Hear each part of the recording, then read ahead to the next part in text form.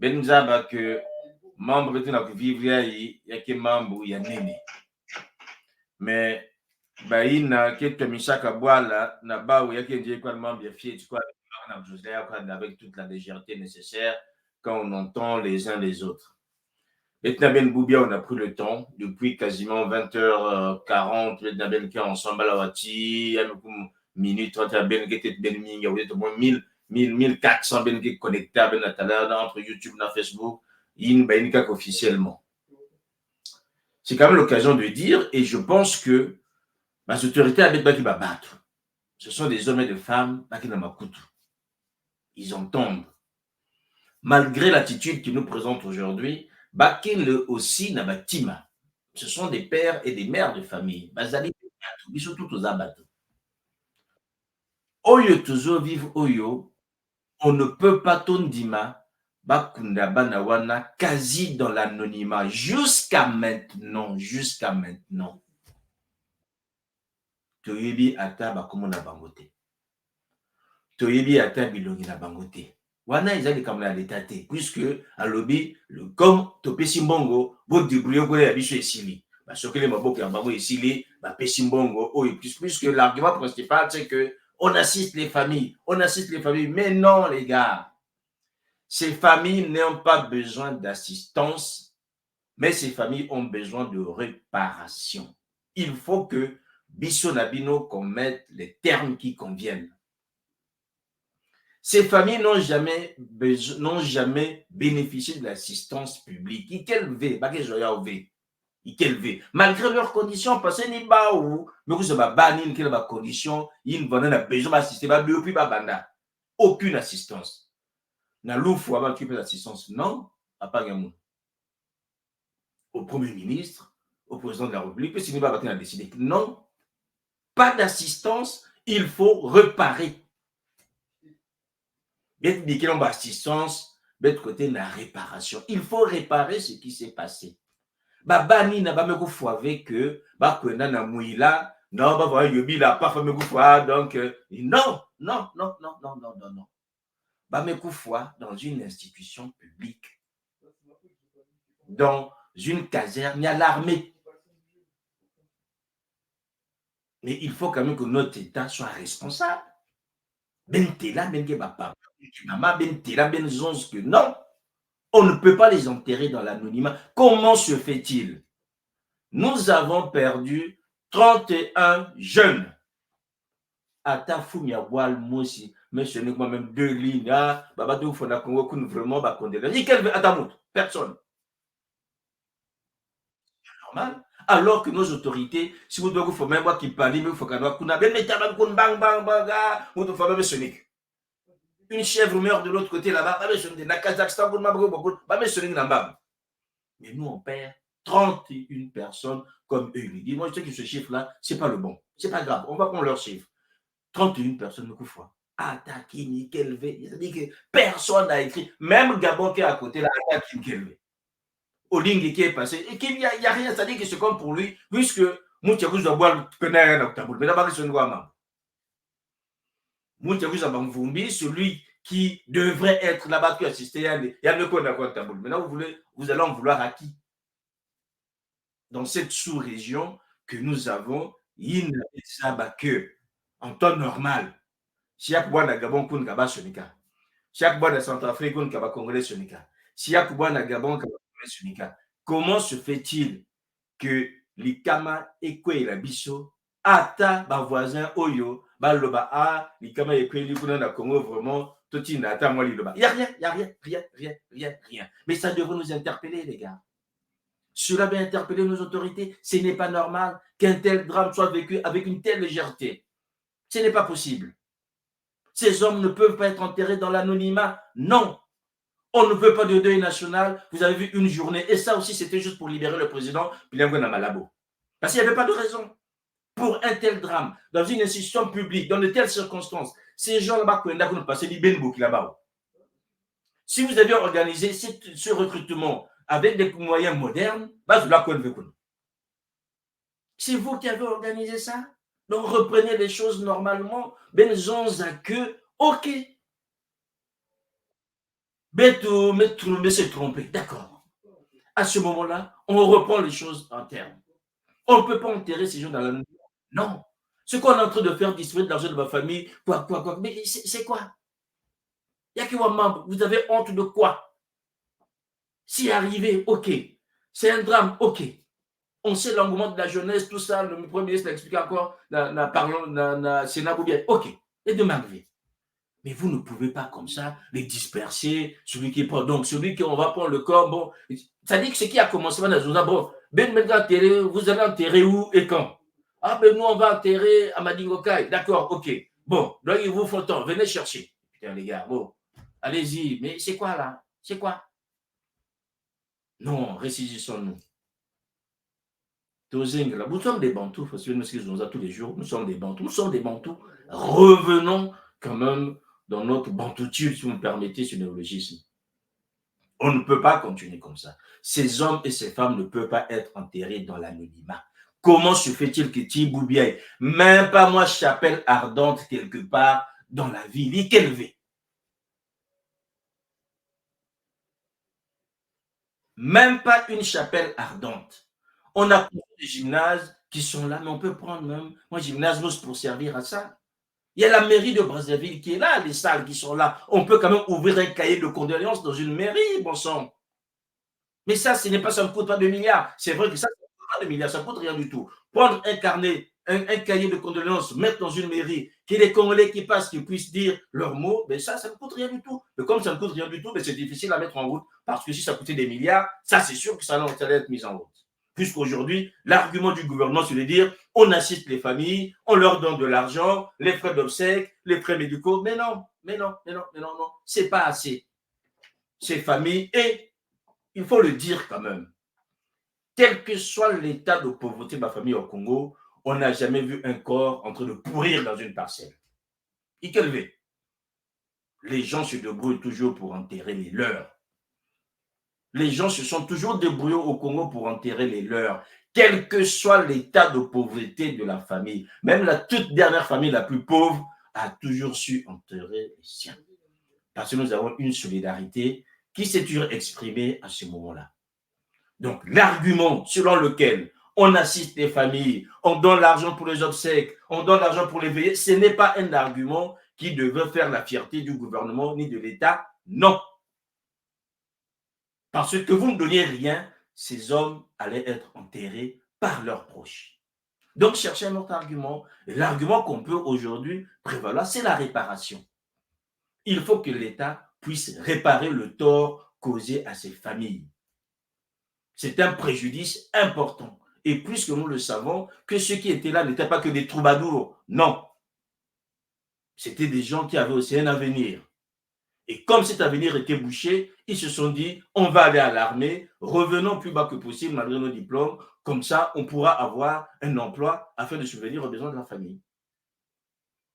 On ne peut pas. Sinon, nous ferons notre veillée ici, mais on ne peut pas enterrer ces gens dans l'anonymat. Il faut quand même qu'il y ait un hommage national. Il faut qu'il y ait un hommage national. Je sais que le gouvernement aujourd'hui est en train de flipper. Il ne veut pas avoir des cercueils qui puissent s'étendre dans un espace, qu'il y ait des foules et que ça crée un sentiment. Ok, mais vous ne pouvez pas diriger un État avec la peur. Vous êtes l'État. Vous ne pouvez pas diriger un pays avec la peur. Vous nous accusez d'être émotifs, mais nous constatons que vous êtes peureux. Enlevez la peur, vous êtes un État, prenez les choses en main, remettez ces hommes et rendez-leur leur dignité. Parce qu'ils sont morts, ces hommes et ces femmes, dans des conditions indignes. Parce que nous avons été incapables d'organiser ce recrutement dans des conditions qui soient les bonnes et qui puissent s'arrimer aux nouvelles technologies. Il nous faut une chapelle ardente. Même si on ne va pas ramener au moins un endroit où les Congolais aujourd'hui qui sont choqués, qui sont indignés, peuvent aller déposer ne fût-ce qu'une branche, même si c'est une branche de palmier, ou j'en sais pas, que chacun aille là, qui dise quelque chose, que ça puisse sortir et que nous puissions avancer. Je rappelle que ces hommes sont morts ensemble.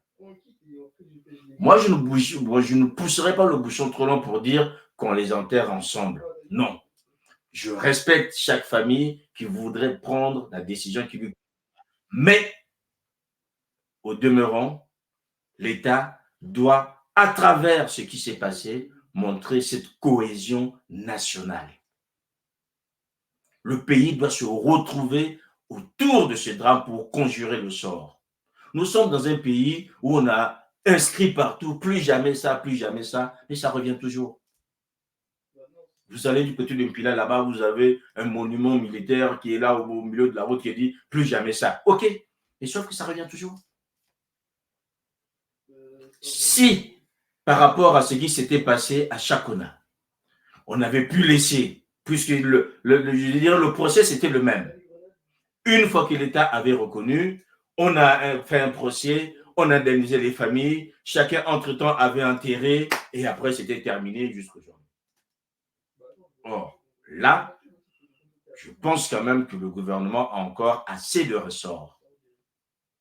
Le gouvernement a assez de ressorts qu'il y ait un moment solennel pour rendre hommage à ces enfants. Puisque dans les discours officiels, on l'entend que ces gens voulaient s'engager pour servir la patrie, qu'ils étaient venus volontairement. Ça, c'est le terme officiel qu'on entend dans les discours des autorités congolaises, que ces enfants étaient venus volontairement pour servir la patrie.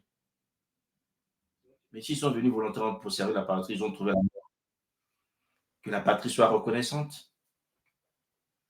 Que la patrie soit reconnaissante. On ne demande pas un panthéon pour ces 31 personnes. Non. Mais juste la reconnaissance de la patrie. Et cette reconnaissance passe par le fait qu'on puisse les sortir de l'anonymat, qu'on ait des noms, qu'on ait des visages et qu'on ait un lieu de recueillement qui soit tenu par la République. Et c'est par rapport à tout ça que nous allons revivre cette cohésion, que nous allons faire en sorte que notre pays puisse retrouver son unité, parce que ces enfants, je le rappelle, ne sont pas morts dans un bar dancing, et même si c'était dans un bar dancing, ils ne sont pas morts dans le fleuve en disant qu'ils étaient allés se baigner, on leur avait dit que là-bas c'était dangereux, ils se sont entêtés, mais ils sont morts dans l'enceinte d'une institution publique qui est la caserne du stade d'Ornano. Voilà donc, chers amis, ce que je voulais vous dire avant que nous nous séparions. Ce n'est pas fini. Ce n'est pas fini, puisqu'aujourd'hui, l'État ne veut pas organiser des obsèques officielles, mais en même temps, nous aimerions que l'État rende un hommage à ses enfants. Ce sont les enfants de la nation et il faut que la nation soit reconnaissante parce qu'ils étaient allés là-bas pour servir le pays sous le drapeau et comme ils l'ont dit eux-mêmes, volontairement. Si cela a été volontairement pour le service de la patrie, et donc je le redis, que la patrie soit reconnaissante. Nous allons nous retrouver tout à l'heure, puisqu'il est dit à minuit, à Paris, du côté de l'ambassade, puisque c'est juste à côté de l'ambassade, pour la manifestation. Vous voyez donc le bandeau défilant qui est là depuis quelques temps, pour la manifestation qui est prévue pour rendre hommage. On est toujours là dans les hommages pour rendre hommage. Nous savons qu'au Congo, c'est difficile pour ceux qui sont là-bas de pouvoir manifester. C'est vrai que c'est très compliqué. Mais en même temps, il faut que chacun voit de quelle manière il peut aussi rendre hommage. Notamment, les organisateurs de Paris ont prévu aussi que du côté de Brazzaville, de Pointe-Noire, partout dans tout le pays, qu'il y ait un concert de casserole à 14h, à 15h ou à 18h. Chacun, ce n'est pas la peine de sortir dans les rues, restez chez vous, faites du bruit. Comme Ali Bongo a vous demandé de faire du bruit dans sa chambre, mais faites aussi du bruit, comme ça, au moins, on l'entendra. Voilà donc, mesdames, messieurs, ce que je pouvais vous dire ce soir. Il faut dire que nous restons encore dans le deuil, la situation est grave. Ce n'est pas parce qu'on rappelle ces choses-là, ce n'est pas parce qu'on est exigeant avec le gouvernement que nous sommes des ennemis de la République. Non.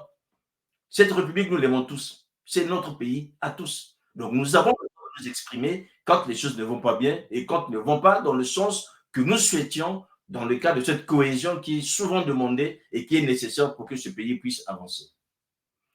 Merci à vous tous qui avez pris le temps d'être avec nous ce soir. Vous étiez nombreux, très, très nombreux.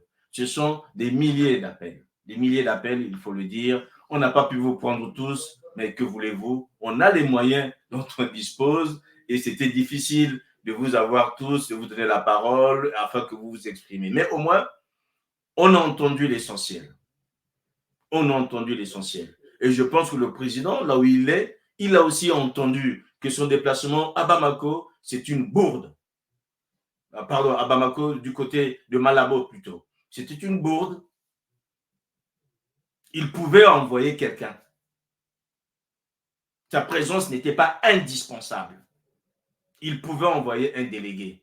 Et je pense que s'il avait envoyé quelqu'un, les autres États allaient bien comprendre que le Congo est en deuil. Donc, mesdames, messieurs, il faut que nous assistions le président Denis Sassou Nguesso et que nous fassions peut-être un communiqué pour lui adresser ces 10 chefs d'État qui étaient là et que ceux de la sous-région aussi puissent emboîter le pas. Personne ne l'a fait parce que lui-même était allé en vadrouille. Il s'ennuyait tellement au Congo qu'il dit bon, moi j'ai eu un jour de deuil et puis je suis parti et puis le reste machin. Et finalement, il n'y a plus rien. Ce n'était pas indispensable. Et ça aussi, il faut le dire.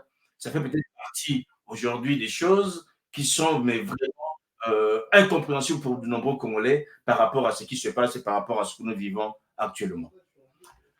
Voilà donc, mesdames, messieurs, chers amis, on va se quitter en vous souhaitant une bonne nuit, une bonne soirée, une bonne journée si vous êtes du côté de l'hémisphère nord, puisque ceux qui sont du côté des Amériques sont encore en plein jour et en pleine activité, tandis que nous, on devrait maintenant aller faire dodo. À très bientôt, restez connectés sur Zana TV. Pour ceux qui seront disponibles, on se retrouvera à Paris dans le cadre de manif qui est prévu et j'espère que vous serez nombreux, très nombreux, pour répondre à cet appel de la nation, à cet appel du cœur pour commémorer nos frères et sœurs qui nous ont quittés dans des circonstances dramatiques. Portez-vous bien et à très bientôt sur Zana TV. Au revoir.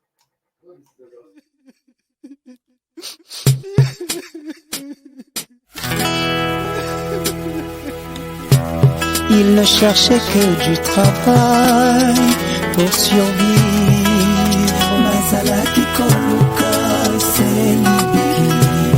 Il ne cherchait que du travail pour survivre.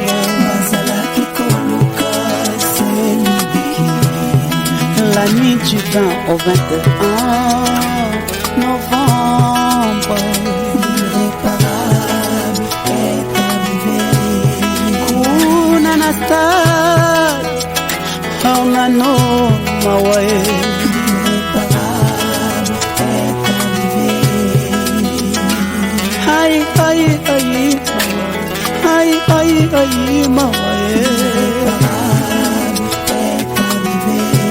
Et si l'on pouvait réaliser que les plantes de demain sont dans les graines d'aujourd'hui, la jeunesse Antonia Bilengue, du travail, source d'autonomie, pas la mort, pas la mort, pas la mort.